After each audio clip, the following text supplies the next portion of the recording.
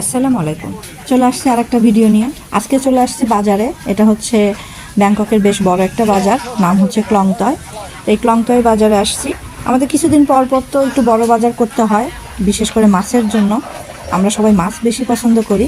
তো ক্লংতয় বাজারে হরেক রকম মাছ কিনতে পাওয়া যায়। এই যে এখানে ছোট ছোট কিছু মাছ দেখা যাচ্ছে। থাইল্যান্ডে যেহেতু সমুদ্র বেশি, যে কারণে সামুদ্রিক মাছই বেশি পাওয়া যায়। আর ইলিশ মাছ আসলে পাওয়া যায় না বললেই চলে, হঠাৎ হঠাৎ একটু পাওয়া যায়, তাও অতটা বাংলাদেশের মতো অবশ্যই অতটা টেস্টি না। আর আর মাছ বা বল মাছ, তারপরে পাবদা মাছ, এগুলা কিছু পাওয়া যায়।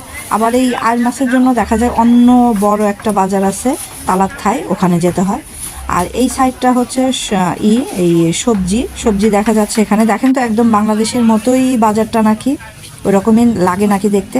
এখন তো বাংলাদেশের শীত, অবশ্যই অনেক ধরনের সবজি পাওয়া যায়, কিন্তু থাইল্যান্ডে তো সারা বছরই গরম থাকে, যে কারণে যে সবজি যখন পাওয়া যায় সারা বছর একই ধরনের সবজি পাওয়া যায়। কোনো আলাদা সিজনাল সবজি বলে কিছু নাই যে এই টাইমে টমেটো পাওয়া যায় আর এক মাসে টমেটো পাওয়া যাবে না, এরকম কখনো হয় না।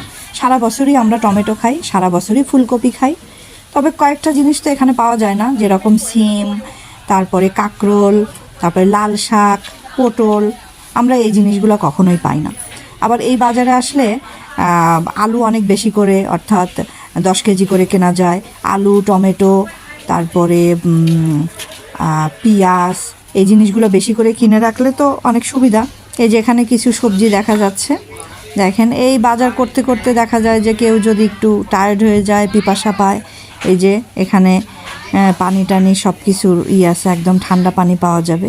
তবে এইসব বাজারে বেশিরভাগই কাজ করে হচ্ছে লাউস, ক্যাম্বোডিয়ান, বার্মিজ লোকেরাই বেশি পাওয়া যায় এখানে। কারণ থাই গভর্নমেন্ট বাংলাদেশিদের এইসব অড জব করার কোনো পারমিশন দেয় নাই, কিন্তু ওদেরকে অর্থাৎ লাউস, ক্যাম্বোডিয়ান, তারপর বার্মিজ, ওদের পারমিশন আছে এইসব কাজে হেল্প করার জন্য, এইসব অড জব করার জন্য।